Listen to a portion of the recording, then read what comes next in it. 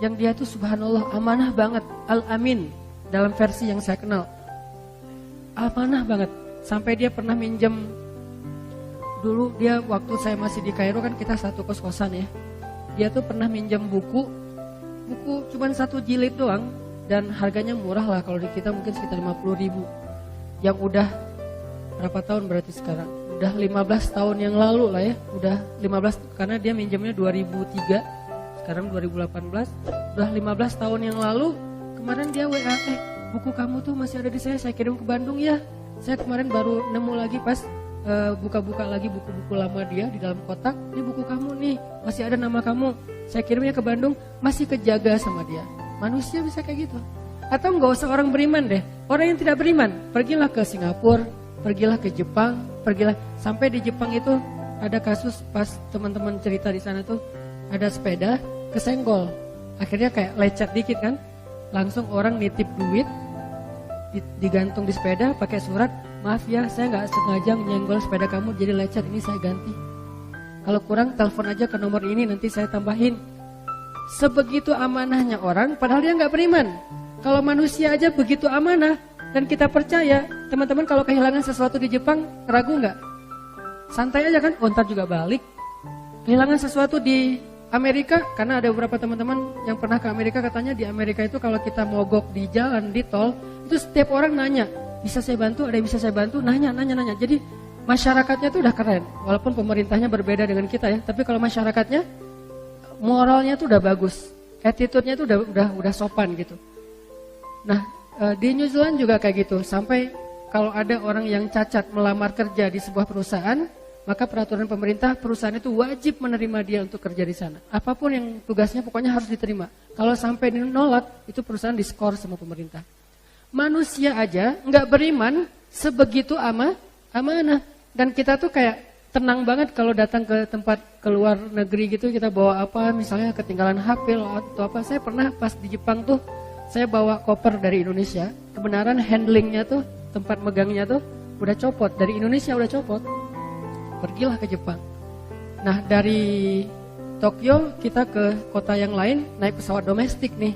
Saya masukin koper saya ke bagasi, pas sampai tujuan landing, saya ambil di baggage belt tuh, koper saya handlingnya itu udah dibenerin, terus diikat pakai lakban yang bagus gitu, kemudian dirapiin kayak kalau di kita di wrapping gitu, bener-bener di wrapping bagian handlingnya. Padahal rusaknya itu bukan karena mereka loh, rusaknya dari Indonesia, tapi dibenerinnya di Jepang karena mereka ngerasa nih jangan-jangan kita yang rusakin nih pas lagi masukin ke bagasi. Jadi dibenerin sama mereka, apik gitu, hal-hal sepele itu dibenerin, kan tenang kan ya. Oh berarti kalau ada masalah di sana tuh tenang aja, ntar juga pasti balik lagi, ntar juga pasti diganti rugi. Tenang kan? Kenapa ke Allah gak tenang? Bukankah bumi ini milik Allah? Jadi apa yang terjadi di bumi berarti terjadi di dalam kekuasaan Allah. Dan sistem kekuasaan Allah itu lebih smart daripada smart city-nya Jepang, Tokyo. Lebih smart daripada smart city-nya Seoul di Korea. Lebih smart daripada smart city-nya New York. Lebih smart daripada smart city-nya di seluruh dunia. Karena ini adalah dalam kekuasaan Allah. Terus kenapa kita khawatir? Kalau di smart city aja kita gak khawatir kehilangan, gak khawatir kesasar. Karena kalau nanya ke siapa aja, atau sistem kotanya itu udah bagus banget sehingga kita gak akan bingung kemana-mana. Kenapa kita merasa khawatir dan merasa takut bingung di dalam smart city-nya Allah dalam tanda petik? Bukankah sistem Allah lebih dahsyat? Tabarakalladzi biyadihil mulk wa huwa ala kulli syai'in qadir. Jadi kalau kita nggak khawatir kehilangan sesuatu di sebuah smart city, harusnya biar fair nih, kita nggak perlu khawatir juga kehilangan sesuatu di dalam buminya Allah Subhanahu Wa Taala. Karena sistemnya Allah lebih smart city daripada sistem smart city-nya manusia. Masalah belief aja nih, masalah yakin, masalah keep the faith, masalah kita trust nggak sama Allah Subhanahu Wa Taala. Kalau kita nggak trust sama Allah, berarti kita tuh nggak punya akad apa-apa dengan Allah. Maka sistem itu gak berlaku untuk kita. Kalau kita trust sama Allah, kita husnuzon sama Allah, berarti kita punya akad dengan Allah. Kayak garansi gitu, kayak asuransi. Sehingga apapun yang terjadi pasti bakalan diganti rugi sama Allah. Dan Allah itu kerennya tuh ganti ruginya berkali lipat. Kalau manusia ganti ruginya mungkin sama ya. Kalau Allah ganti ruginya berkali lipat. Kayak saya pernah bawa jamaah umroh Kan setiap jamaah umroh itu kayak ada asuransi kesehatan dari pemerintah Arab Saudi. Kebenaran kemarin tuh salah satu jamaah umroh saya sakit, jatuh di eskalator. Nenek-nenek sih. Habis makan siang, terus beliau mau naik ke hotel di Madinah, jatuh di eskalator. Jadi ini agak kayak sobek gitu, berdarah, kita bawa ke rumah sakit. Ternyata beliau bukan hanya jatuh tapi juga drop banget, bawa ke rumah sakit. Itu ditanganin sama dokter-dokter spesialis di rumah sakit itu cepat banget. Ditanya mau tamirin umroh, ya udah masuk langsung. Dan mereka nggak ribet, birokrasinya tuh nggak ribet. Cuman minta paspor aja udah selesai, sisanya mereka yang urus birokrasi. Kita nggak perlu ngantri. Mereka yang datengin ke ruang perawatan, mereka datang, ini udah beres ya semua birokrasinya. Jadi kita cuma nyerahin paspor dibawa sama mereka ke admin, di admin diberesin sama mereka. Jadi kita nggak perlu nunggu. Nggak seperti asuransi di beberapa tempat di kita kan ya, nggak perlu ngantri sampai berjam-jam, subuh udah datang, itu juga dapatnya ntar jam 1 siang.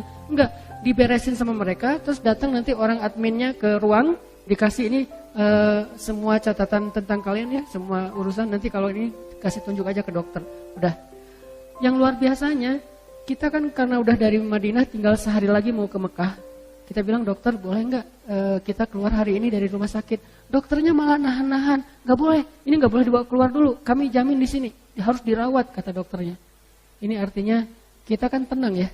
Kalau ada masalah, kalau sakit di Mekah, di Madinah, tenang. Kenapa? Karena sistem kesehatannya, health care-nya itu udah smart. Berarti kan kita tenang. Terus kalau kita sakit di bumi Allah, kenapa kita nggak tenang? Bukankah health care-nya Allah lebih keren? Wa idza maridtu, bukan cuma diobatin, bukan mengobati tapi menyembuhkan. Itu lebih keren daripada health care-nya manusia. Insyaallah nanti kita lanjutkan bab ini, belajar tajdidul iman, pembaharuan iman, mencas kembali iman kita. Insyaallah kita lanjutkan setelah sholat Isya. Belajar yakin kepada Allah ini nggak bisa sekaligus, bertahap. Bahkan bisa dibilang ini kayak proyek seumur hidup kita ya. Karena iman kita yang belum sempurna aja udah yazidu wa yanqus. Yazid mungkin cuma 1%, yanqusnya 50% gitu ya. Padahal iman baru 30%, jadi minus. Giliran ada masalah kayak nyalah-nyalahin Allah, meragukan kebesaran Allah, mulai mempertanyakan ketentuan Allah, sehingga kita cas lagi seminggu sekali, ngecas. Mudah-mudahan charging iman di dalam tongkrongan kita ini jadi fast charging, jadi cepat naikin iman kita kepada Allah. Karena memang akad kita dengan Allah itu adanya di sini. Kalau di sininya belum beres, masih ada ragu, berarti kita nggak punya akad apa-apa dengan Allah. Dan kalau nggak punya akad apa-apa dengan Allah, kita nggak bisa minta apapun kepada Allah. Nah, kita juga nggak percaya sama Allah, terus mau minta apa? Makin kuat imannya, makin kuat bondingnya dengan Allah, makin besar keajaiban dan kejutan yang Allah kasih dalam hidup kita. Iman level para anbiya, nanti munculnya mukjizat. Iman level para solihin, munculnya karomah. Iman level kita kalau yakin muncul maunah. Kalau imannya masih labil dan lebih sering ragunya daripada yakin, berarti kita nggak punya MOU apapun dengan Allah Subhanahu Wa Taala. Sehingga kalau nggak punya MOU, nggak akan berlaku janji makhraja rizki min haitsu la yahtasib yaj'al lahu min amrihi yusra. Itu kan hanya berlaku buat siapa?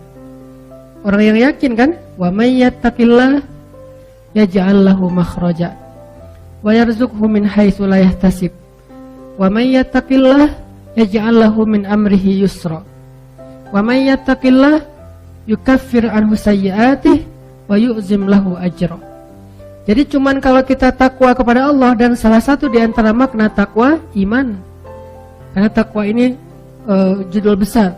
Kalau di breakdown, akarnya adalah iman, pohonnya adalah taat, buahnya adalah rahmat, ampunan, kebaikan, banyak buahnya. Tapi akarnya iman. Alam tara kaifa daraballahu mathalan kalimatan thayyibah asluha thabit wa far'uha fis sama tu'ti ukulaha kullahinin biidzni rabbiha asluha sabit. Kata sebagian besar ulama tafsir tentang asli dari asluha sabit. Aslul itu jadi bahasa Indonesia, asal jadi asal. Kan bahasa Arabnya asl atau aslu. Asal terus jadi bahasa Indonesianya karena nggak bisa bilang asal jadi asal. Asal-asalan. Asluha, asalnya sabit. Akarnya kuat. Dan apa akar dari kalimat itu? Akarnya adalah iman. Akarnya adalah iman. Far'uha, cabangnya, pohon sampai cabang-cabangnya menjulang ke langit. Maksudnya ta'ah, ketaatan. Istiqomah, komitmen. Dawam, konsisten. Itulah pohon dan cabang-cabangnya. Terus tu'ti ukulaha kullahinin biizni rabbiha. Buahnya, ukulaha, hasilnya, itu adalah kebaikan hidup, ampunan dosa, rahmat, berkah, pertolongan, kejutan-kejutan, itu buahnya. Tetap aja asalnya adalah, bibitnya adalah iman. Makin kuat akarnya, makin besar pohonnya. Makin besar pohonnya, makin banyak dahannya. Makin banyak dahannya, makin banyak pula buahnya ketika panen. Jadi itu analogi yang sangat sederhana tapi dalam. Jawami'ul kalam. Bisa ditafsirkan dari berbagai macam dari berbagai macam angle. Sehingga kalau kita pengen hidup kita nyaman dalam kondisi sarro atau darro, ya berarti balik lagi kepada asalnya apa?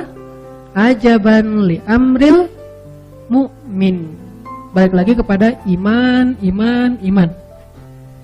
Ajaban li amril mu'min. Inna amrahu kullahu khair. In asabathu sarra syakara fakana khairallahu, in asabathu dharra sabara fakana khairallah. Walaysa dzalika li ahadin illa lil mu'min. Itu enggak akan dirasain kecuali oleh orang yang beriman. Kalau orang yang tidak beriman, mungkin kalau sarra dia akan syakara, dia berbagi, dia share sama orang lain. Tapi begitu dharra dia yai'as, dia berputus asa, akhirnya tindak bunuh dirinya tinggi. Orang-orang yang enggak beriman dalam kondisi nyaman, kehidupan mereka itu bagus. Akhlak mereka, karakter mereka, sikap, attitude mereka itu sopan, bagus, disiplin, keren lah pokoknya di negara-negara maju gitu kan. Tapi begitu darra, ada masalah, bunuh diri. Bete dikit, bunuh diri. Gak enak badan, males banget hari ini bunuh diri, bunuh diri. Jadi terlalu rapuh gitu. Kenapa terlalu rapuh? Karena kata Nabi, walaisa dzalika li ahadin illa lil mu'min. Karena dia enggak beriman, sehingga enggak ada yang dipegang sama dia ketika dia mau jatuh. Jatuh aja. Makin tinggi dia mendaki, pas jatuh ya makin parah nasibnya. Karena kenapa? Karena ketika dia jatuh, dia kehilangan banyak hal karena dia ngedakinya udah tinggi. Misalnya karirnya bagus, tiba-tiba ada masalah, akhirnya dia stres banget, bunuh diri, loncat dari gedung, tambahin diri ke MRT misalnya, dan segala macam lah kasus-kasus bunuh diri yang tinggi di negara-negara itu. Kenapa? Walaisa dzalika li ahadin illa li mu'min. Kalau kita juga kayak gitu, walaupun kita ngakunya orang mukmin, wa ma hum bimu'minin fi qulubihim marad, ada masalah di hati mereka. Masalah apa? Raib, keraguan. Masalah apa? Syak, gak yakin sama Allah Subhanahu wa ta'ala. Atau masalah apa? Adzannina billahi dhanna saw, berburuk sangka kepada Allah Subhanahu wa ta'ala. Nauzubillah min dzalik. Sehingga kita cas lagi iman. Dan dengan analogi-analogi yang tadi saya sebutin. Di antara analoginya misalnya, kalau kita datang ke sebuah smart city, kita merasa nyaman. Satu, gak khawatir kesasar. Kenapa kalau di smart planet kita gak merasa nyaman? Bukankah bumi ini smart planet dibandingkan dengan planet-planet yang lain? Kenapa? Karena Allah sudah membuat sistem di bumi ini udah paling smart, udah ketimbang dengan planet yang lain. Kalau misalnya kita diberikan kesempatan tinggal di planet yang lain, kita bakalan lebih effortnya tuh habis-habisan. Mungkin gak akan survive. Kenapa? Karena bukan smart planet. Bumi ini smart planet satu-satunya mungkin di jagat raya yang luar biasa besarnya ini. Dan Allah tempatkan kita di sebuah smart planet yang udah disediakan segala macam sistemnya tuh udah keren banget. semuanya jadi mudah buat kita, kan mudah banget kan? Berjalanlah kalian di muka bumi, carilah karunia Allah dan segala macam Allah mudahkan untuk kalian. Tidak ada satupun hewan melata yang jalan pakai perut kecuali Allahi rizquha, Allah yang menjamin rezekinya. Berarti kan sistem kehidupan di planet kita itu udah paling smart. Kalau di smart city aja yang dibikin sistemnya oleh manusia kita tenang. Kenapa? Karena udah smart, nggak mungkin kesasar dong. Petunjuknya tuh kadang-kadang kita bisa, kalau kita pakai SIM internasional, kita bisa nyetir tanpa merasa khawatir kesasar karena petunjuk arah lalu lintasnya itu udah jelas banget. Nyetir aja sendiri di luar negeri. Yang penting SIM-nya SIM internasional, misalnya di beberapa negara yang masih menggunakan SIM internasional. Jalan, kenapa kok nggak khawatir kesasar? Pertama udah ada smartphone. Kedua tinggalnya di smart city. Ketiga orang yang ada di sana semuanya smart citizen. Yang kalau kita nanya mereka ngejelasin dengan baik, dengan senyum, dengan ramah, humble. Smartphone, smart city, smart citizen, smart car lagi kadang. Di situ udah ada. Gak usah pakai smartphone, kalau habis baterai udah ada di situ juga Google Map-nya. Dan mobilnya juga udah disetting, gak boleh lebih dari 80 km per jam. Kalau kecepatan dia pasti akan stabil sendiri. Udah smart semuanya kan, nyaman ya. Jalan kemana-mana, makan segala macam, udah ada petunjuknya. Allah menempatkan kita di smart planet dengan bahasa apa? Alam yajidka yatiman fa'awah wa wajadaka dhallan fahada wa wajadaka ailan fa'aghna. Bukankah Allah mendapatimu dalam keadaan sendiri? Sendiri ini jangan selalu diterjemahin itu ya. Sendiri di sini artinya nggak punya teman atau mungkin nggak punya kenalan. Alam yajidka yatiman, sendiri banget. Fa'awah, Allah datangkan keluarga. Dan keluarga di sini bukan cuma status, tapi dengan ikatan kasih sayangnya. Tiba-tiba ada seseorang yang paling mencintai kita lebih daripada dirinya. Siapa? Ibu. Allah utus ibu untuk kita. Allah utus ayah untuk kita. Allah utus keluarga untuk kita. Allah utus pasangan untuk kita. Bertahap. Pertama ibu dulu. Kemudian ayah. Kemudian sahabat. Sahabat dari geng SD atau TK, SD, SMP, SMA, kan itu geng kita banget tuh. Yang sama kita tuh udah akrab banget, baik banget, setia banget. Kadang-kadang ribut sedikit tapi kesetiaannya luar biasa. Kadang-kadang mereka berkorban untuk kita. Fa'awah. Dan nanti lebih keren lagi dikasih pasangan halal. Fa'awah. Bukankah Allah yang mendatangkan mereka satu persatu? Bahkan kadang-kadang cara-cara Allah mendatangkan itu ajaib banget. Cerita-cerita orang yang ketemu dengan jodohnya, dengan pasangan halalnya kan luar biasa ya. Fa'awa, lalu didatangkan anak. Sehingga apa? Ketika kita tua, anak kita yang akan merawat kita. Ketika kita masih kecil, ibu kita yang merawat kita. Jadi tetap aja ada fa'awa, fa'awa, fa'awa di awal, fa'awa di tengah, fa'awa di akhir. Terus saja kayak gitu. Kalau kita masih on the track ya. Karena kalau kita melencang nanti kita sendiri yang gak dapat tempat ya, orang yang akan menjaga kita. Kayak misalnya sebutlah yang saya pernah datang aja ya, negeri lain saya nggak tahu, kayak di Jepang orang-orang yang sudah usia lanjut ditaruh di mana sama anak-anaknya? Di panti jompo. Kenapa? Karena anak-anak di Jepang itu nggak sanggup merawat dan merawat orang tuanya, sehingga mereka lebih rela membayar para perawat daripada ngerawat sendiri. Rata-rata kenapa banyak perawat Indonesia di Jepang? Karena Jepang ini butuh banyak perawat untuk orang-orang jompo.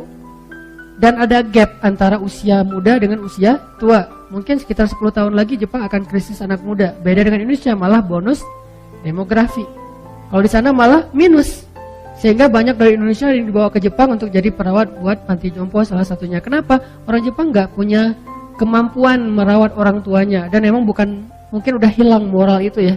Jadi nggak beban lagi, nggak ngerasa malu kalau orang tuanya ditaruh di panti jompo. Kalau di kita kan masih ada beban moral ya. Naruh orang tua di panti jompo kayak aib. Wah, nggak ngerawat orang tua, anak yang durhaka kan gitu kan. Kenapa? Masih fa'awah. Ketika fa'awah ini dicabut, satu, pas lahir nggak ada ibu. Tapi karena dia malaikat kecil, Allah ganti dengan ibu angkat. Allah ganti dengan orang tua angkat. Fa'awah dicabut, teman satu persatu hilang. Yang datang bukan teman, tetapi orang yang memanfaatin kita, yang dekat dengan kita karena ada maunya. dicabut fa'awanya. Banyak sih teman, tapi mereka bukan sahabat. Mereka jadi teman kita karena kita masih menguntungkan buat mereka. Berarti kan dicabut fa'awanya sama Allah.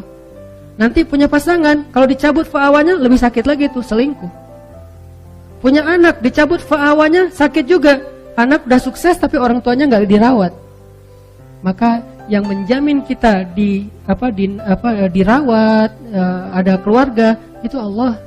Alam yajidka yatiman fa'awah, itu sistem smart planet. Wa wajadaka dhallan, bingung, Allah kasih fahada. Google Map-nya di mana? Di sini. Ditambahin satu demi satu menu map dalam benak kita, sehingga kita nggak bingung lagi. Dalam melakukan ini nggak bingung, melakukan itu nggak bingung. Satu persatu diajarkan dari mulai baca tulis, mendengar, memahami, mengenal. Bukankah itu adalah bentuk Google Map yang lebih rumit di dalam benak kita? Wa wajadaka dhallan fahada, di sini tempatnya. Yang nggak akan habis baterai, yang nggak akan lost sinyal, yang nggak akan error. Kecuali kita sendiri yang bikin dia error. Aslinya ini keren banget, lebih smart daripada smartphone. Yang bahkan banyak sekali penelitian bahwa smartnya otak manusia itu entah berapa ribu kali lebih smart daripada komputer. Dikasih wa wajadaka ailan fa'aghna, bukankah kamu didapati dalam keadaan kekurangan, kelaparan, tidak punya apapun, lalu Allah aghna, mencukupkan? Lebih baik Allah cukupkan daripada Allah hilangkan rasa kecukupan. Karena ada orang yang meminta kelebihan harta, padahal yang paling penting itu kecukupan harta. Karena kalau udah dicukupkan, bukan hanya hartanya yang cukup, tapi rasanya juga cukup. Dan rasa cukup itu disebut dengan qanaah. Ada orang yang dikasih harta berlebih tapi tidak dikasih kecukupan, tidak pernah merasa cukup, merasa kurang aja tuh.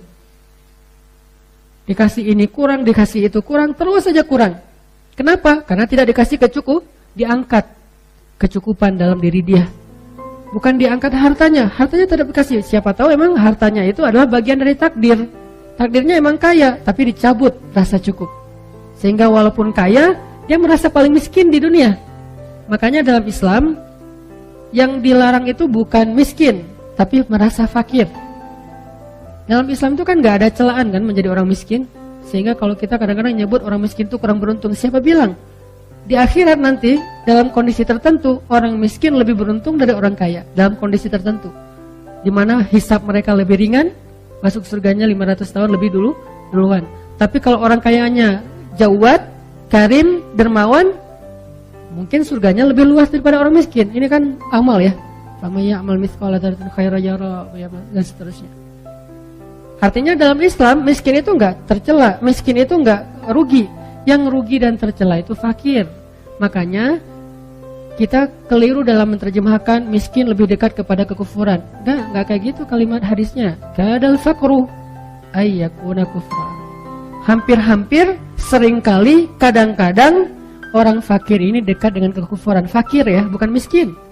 Kalau miskin, Nabi berdoa minta jadi orang miskin. Ya Allah, jadikan saya hidup sebagai orang miskin, matikan sebagai orang miskin, bangkitkan bersama orang miskin. Nabi dekat dengan orang-orang miskin. Bahkan Nabi pernah duduk di antara geng orang miskin, terus mereka lagi makan kodit, roti kering, yang kalau mau dimakan harus dicelupin ke air. Nabi bilang, saya anak perempuan yang biasa makan kodit, berarti saya juga orang miskin sama kayak kalian. Biasa aja kali, gak usah terlalu sungkan gitu. Akhirnya mereka pada, oh ya udah, Nabi juga sama kayak kita. Yang dilarang itu fakir, karena doanya apa? Wa a'udzubika minal faqr. Aku berlindung kepadamu dari fakir. Apa fakir? Selalu ngerasa kurang. Dicabut fa'aghna, dicabut rasa cukup dalam hatinya. Dan bisa jadi orang fakir itu orang yang berlimpah harta. Bukan orang miskin, tapi orang kaya, tapi dia fakir. Fa'aghnanya dicabut. Sehingga dia selalu ngelihat orang yang lebih dari dia dalam urusan materi, dalam urusan dunia, dalam urusan harta. Sehingga akhirnya dia selalu merasa kayak kurang biasa aja. Mobilnya udah harga 500 juta, ngelihatnya yang 1,1 M. Dikasih 1 M, ngelihatnya yang harga 3 M. Dikasih 3 M, ngelihat yang punya pesawat pribadi yang harganya ratusan M. Udah punya pesawat, ngelihat yang punya kapal pesiar pribadi yang harganya sekian triliun. Nggak akan pernah selesai kalau kayak gitu. Dia jadi pengusaha. Pengusaha misalnya dia udah kayak punya beberapa produk gitu. Ngelihat orang lain yang usahanya lebih gede dari dia, yang bikin perumahan. Udah bikin perumahan, ngelihat orang lain yang bikin tol. Udah bikin tol, ngelihat orang lain bikin bandara. Udah bikin bandara, ngelihat orang lain punya pulau. Kapan selesainya? Ini dicabut aghna. Rasa cukup. Sedangkan smart planet, sistem yang Allah bangun itu, wa wajadaka ailan fa aghna. Allah lihat kamu, Allah dapati kamu dalam keadaan kekurangan, aghna, Allah cukupkan. Dan itu lebih keren loh kalau dicukupkan daripada dikayakan. Karena ada yang dikayakan hartanya tapi tidak diberikan kecukupan batin, tetap aja dia merasa kurang. Dan fa'aghna, ketika Allah cukupkan, analoginya Allah simpan harta kita di sisi Allah, nanti pas kita butuh Allah kasih. Kan saya sering ngasih analogi kayak kita nyimpan uang di bank kan. Kita kan tenang, nyimpan uang di bank 100 juta, 1 miliar, sekian miliar, tenang kan? Kenapa? Karena kita percaya uang kita di bank itu nggak hilang. Catatannya tuh rapih. Dan kita dikasih misalnya rekening koran kalau kita minta, atau kita bisa cek secara online. Dan kapanpun kita butuh kita bisa ambil. Bisa ditarik di ATM, bisa digesek di kasir, bisa juga langsung datang ke banknya. Jadi kita nggak khawatir. Di mana aja kita bisa gesek, kita bisa transfer dengan cara online. Di luar negeri juga kita bisa gesek karena ada beberapa logo yang memang kita bisa pakai. Sehingga kita kemana-mana nggak bawa duit banyak, pede nggak? Kita punya tabungan 1M di bank. Pakai kartunya, kartu yang standar internasional. Bahkan kalau perlu yang modelnya tuh gold atau platinum yang bisa ditarik angkanya gede-gedean. Terus kita ke luar negeri nih, ke Singapura aja yang dekat. Kita cuma bawa uang ya sebutlah 2 juta, 3 juta yang sebetulnya untuk belanja mungkin kurang. Kalau ada butuh apa-apa, bayar hotel apa segala macam kurang. Tapi kita bawa kartu, tenang nggak teman-teman? Tapi kan kita nggak punya uang cash, tapi kan ada kartu. Gitulah kita dengan Allah. Jangan lihat apa yang kita pegang, lihat apa yang tersimpan di sisi Allah. Masalahnya percaya nggak sih sama Allah? Ini nggak fair nih. Ke bank kita percaya, ke Allah nggak. Karena yang disimpan di sisi Allah sama jaminannya dengan bank, bahkan lebih dahsyat, lebih kuat jaminannya. Allah nggak pernah ingkar janji, Allah nggak mempersulit kita, dimudahin kok. Buktinya apa? Yuridullahu bikumul yusra wala yuridu bikumul usra. Allah pengen memudahkan kalian, nggak pengen nyusahin kalian. Kan capek kalau kalian harus nyimpen duit kalian sendiri, nyimpen harta, terus nanti ribut di antara ahli waris, ribut susah di antara kalian sendiri, nanti kecolongan, kemalingan, ke segala macam. Biar aku aja yang nyimpen, kata Allah. Masalahnya kita kalau disimpan Allah kayak suka ragu gitu. Akhirnya kita khawatir, gimana ya nanti kalau sakit gak ada uang? Ada di Allah.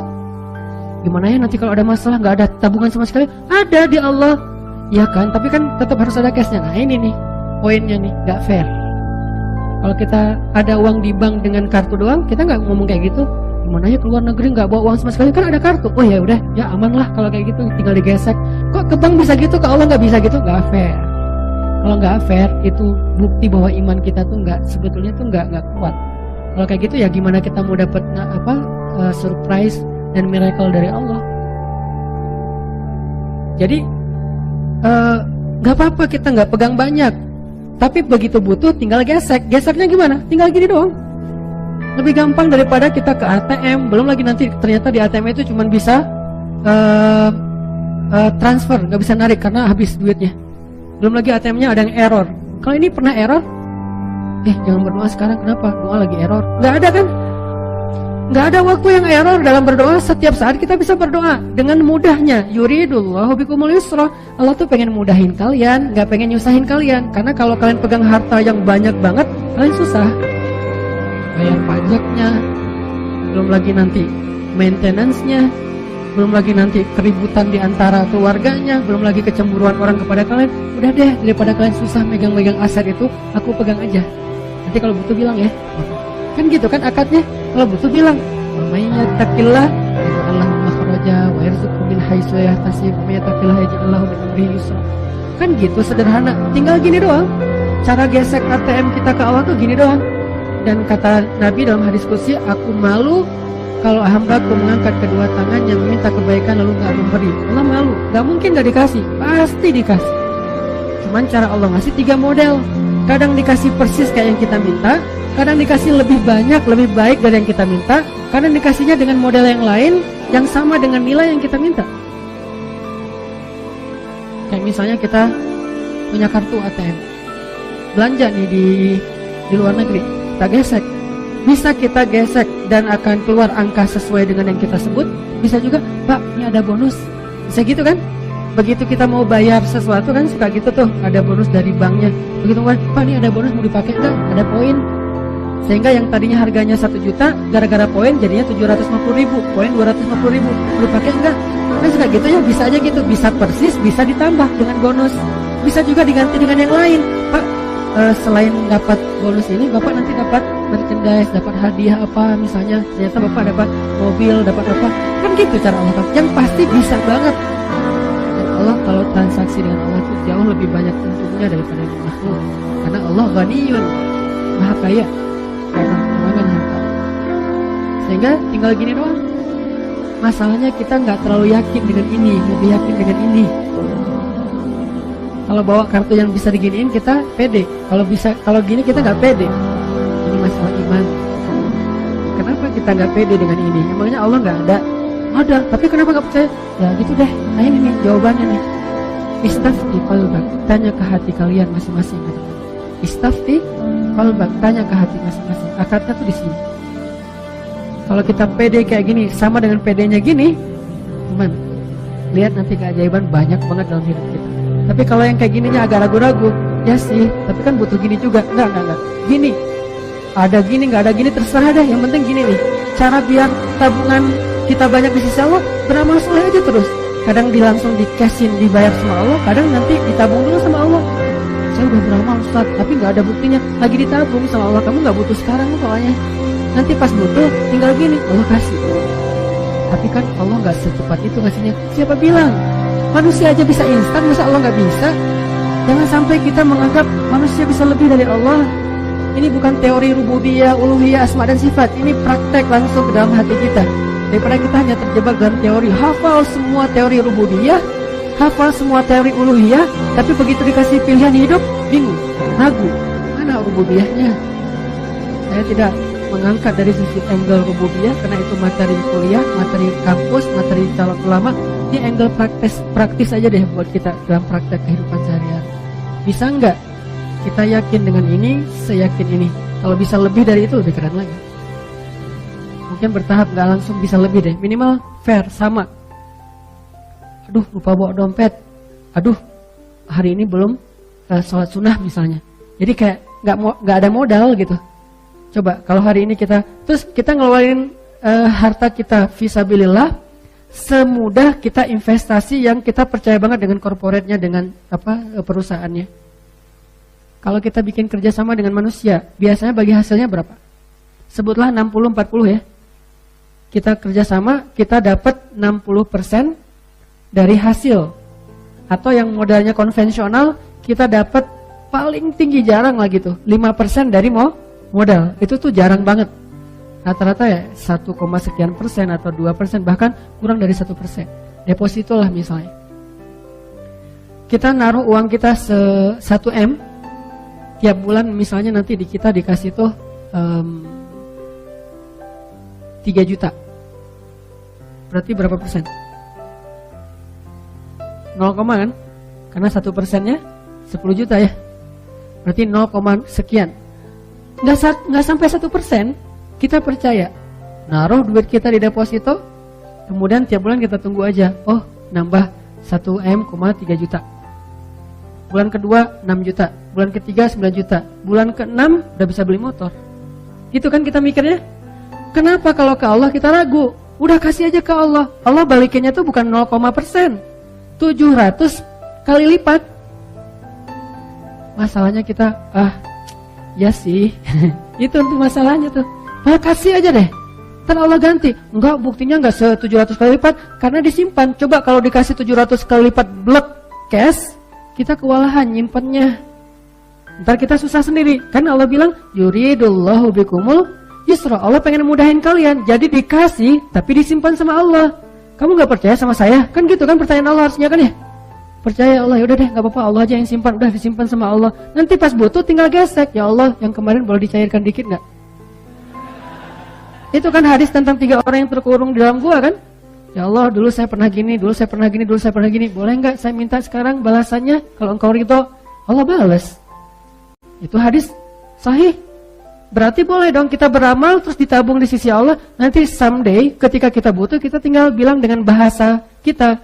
Walaupun nggak sevulgar itu sih, ya Allah dulu saya ada amal ini, boleh nggak sekarang saya ditolong sedikit, dengan pastinya Allah menyimpan lebih banyak lagi pahalanya.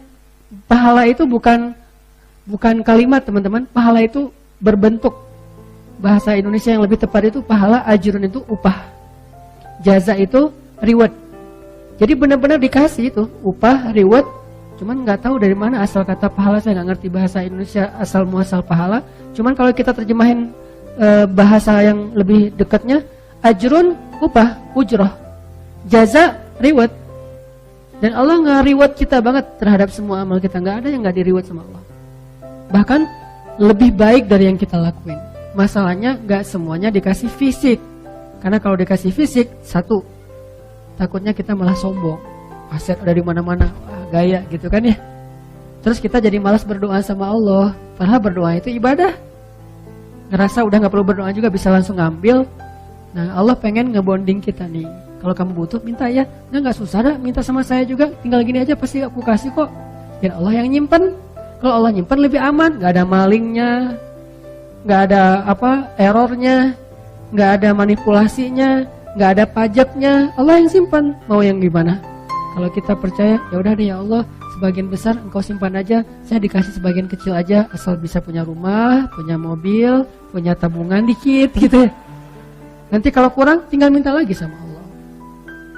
Jadi kalau kita benar-benar berakad dengan Allah kayak gitu teman-teman, kayak fairnya kita berakad dengan manusia, apa sih masalah hidup kita? Baru berlaku aja li amril mu'min. Orang mukmin itu seru hidupnya tuh. Santai, woles, gak ada masalah. Ada masalah? Ya Allah, ada masalah nih. Gimana dong ya Allah, bantuin dong. Langsung ditolong sama Allah. Tapi kita ngomong ke Allah tuh dengan ragu sih masalahnya. Ibarat kartu ATM, udah banyak baret-baretnya. Jadi kita gesek, Pak ini gak berlaku. Oh ya udah ganti lagi yang lain, ganti lagi sampai satu kotak kartu gak ada yang berlaku. Soalnya bukan kartu ATM yang kita kasih, kartu Game Master. Gak akan keluar duit. Jadi iman kita tuh masih belum ATM, belum ada saldonya. Kartu sih, tapi bukan saldo isinya. Cuman untuk bisa main doang. Jadi coba kita bangun istafti qalbak. Tanya ke hati kita masing-masing. Dan itu yang dikuatin. Di sini yang dikuatkan. Ada yang pertama mungkin masih kayak sekedar silver, terus naik lagi derajatnya jadi gold, naik lagi jadi platinum, jadi VIP, jadi preferred, jadi apalah kayak gitu-gitu.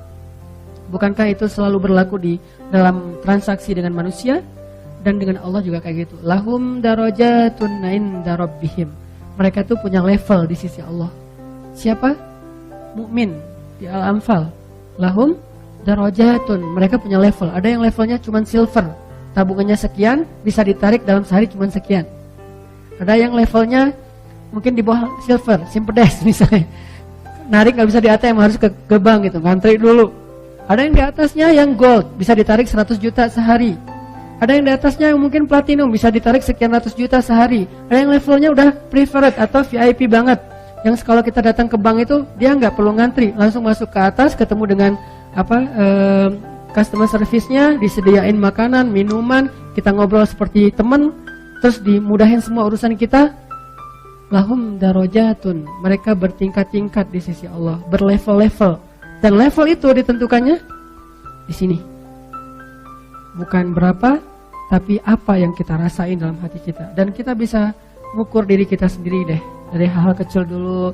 Tenang gak kalau ada masalah? Udah serahin aja sama Allah. Serahin aja sama Allah. Segitu. Dan dimulai dari hal-hal kecil. Bismillah ketika kita jalan. Kalau kehilangan sesuatu, wah, mau diganti sama Allah dengan yang lebih baik. Wah, kesempatan nih. Allahumma ajurni fi musibati wa khluf li khairan minha. Allah sayang banget sama hamba kayak gini. Pas dapat musibah, langsung connect lagi dengan Allah, langsung nge-mention Allah. Kan kayak kita kalau di Instagram tuh ada masalah mention pemerintah gitu kan ya. Mention Pemkot, Pemprov, Presiden, mention Pak Jokowi misalnya, Pak Gubernur, Pak Wali Kota, kan suka gitu kan. Kenapa nggak add Allah dalam bahasa Instagramnya? Kenapa kita nggak nge-mention Allah aja? Ada masalah dikit, ya Allah, ada masalah nih dikit. Allah langsung bantu, seringan itu. Dan Allah tuh nggak pernah, maaf ya lama nih slow respon soalnya DM-nya numpuk, nggak ada. Emangnya manusia DM-nya numpuk? Manusia yang WA-nya tuh udah banyak banget sampai ribuan sampai nggak kebaca. Enggak, ringan buat Allah. Kulla yaumin huwa fi sya'an. Setiap hari Allah tuh sibuk ngurus kita, walakin wala yauduhu hifdzuhuma. Tapi nggak capek, nggak kewalahan. Coba gabung-gabung deh ayat-ayat ini, karena sifat dari Al-Qur'an kan saling menjelaskan kan.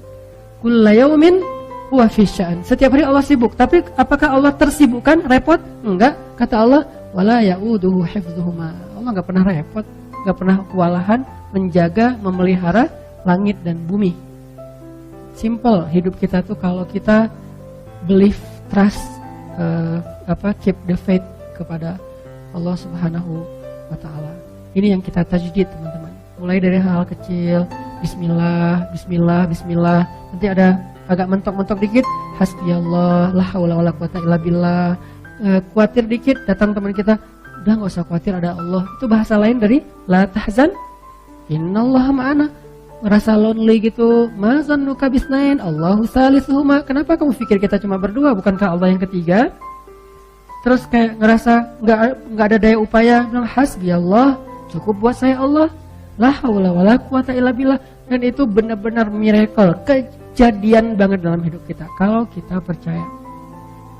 Passwordnya iman, passwordnya belief, passwordnya sami'na wa ata'na.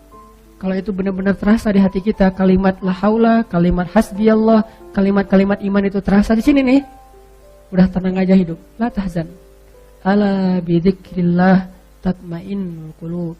Ini semua yang kita omongin malam ini, kalau diteorikan namanya rububiyah.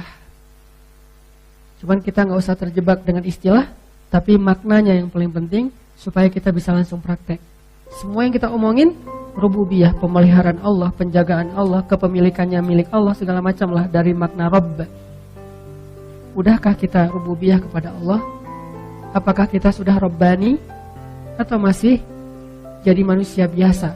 Kalau cuma jadi manusia, innal insana lafi khusr. Tapi kalau upgrade dari manusia jadi mukmin, illal ladzina amanu qad aflahal mu'minun. Manusia doang rugi, kecuali orang beriman. Beruntunglah orang yang beriman. Mudah-mudahan iman ini kita jaga terus, teman-teman. Kita tingkatkan, kita perbaharui, kita cas supaya kita punya ATM yang levelnya makin naik, sehingga nanti kalau kita butuh apa-apa kita tinggal gesek aja, ya Allah, ya Rabbi, ya Rabbana, ya Ilahi, atau apapun bahasa doa kita, Allah akan berikan keajaiban dalam hidup kita. Jangan sampai kita berpikir lebih gampang dengan manusia daripada dengan Allah. Enggak, sebaliknya. Kalau kita punya kemudahan dalam urusan dengan manusia, itu karena Allah mudahkan. Karena Allah lembutkan hati orang itu. Karena Allah ikat hati orang itu dengan kita. Kalau enggak juga susah. Ada orang yang enggak kenal siapa-siapa, tiba-tiba ditolong oleh siapa-siapa, karena Allah yang mendatangkan orang-orang itu kepada dia. Itu kejadiannya banyak. Kita pernah pengalaman kayak gitu. Teman-teman kita pernah share pengalamannya tentang itu. Harusnya itu jadi tajdidul iman.